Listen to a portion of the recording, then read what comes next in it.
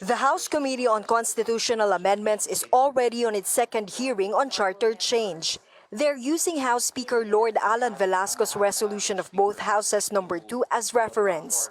But some lawmakers have yet to agree on which route to take in tackling the controversial proposal, especially now that the upper chamber is set to begin their own talks on Chacha starting tomorrow.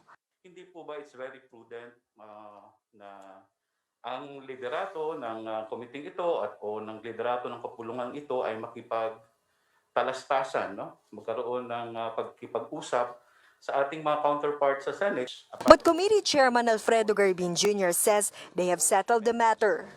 Saying that Congress, specifically the House of Representatives, can proceed amending our Constitution, proposing amendments to our Constitution via the route of a legislation. Yes.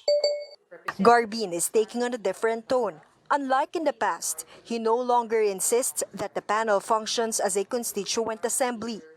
Instead, he says Congress is only exercising its legislative and constituent powers.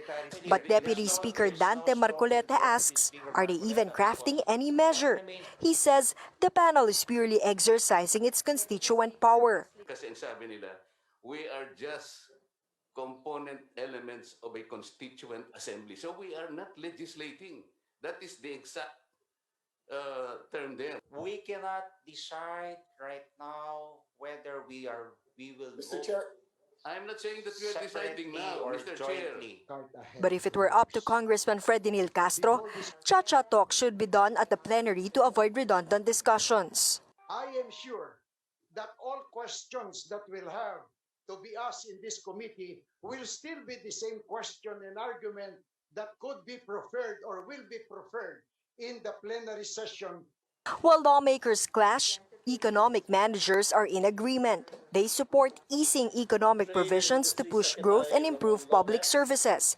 Finance Secretary Sonny Dominguez says another option is to immediately enact measures such as create and amend the Foreign Investment and Public Services Acts.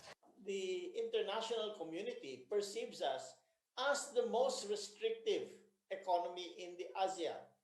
So once they take a look at that, maybe they won't even take a second look at us. For Albay Representative Joey Salceda, these measures should be complemented by charter change in order for the country to reap more benefits. But a vice chair of the defense panel, Muntinlupa Representative Rufy Biazon, says the Defense Department should be authorized first to identify strategic areas to be opened up to investors. For News 5, Ria Fernandez, We Are One News.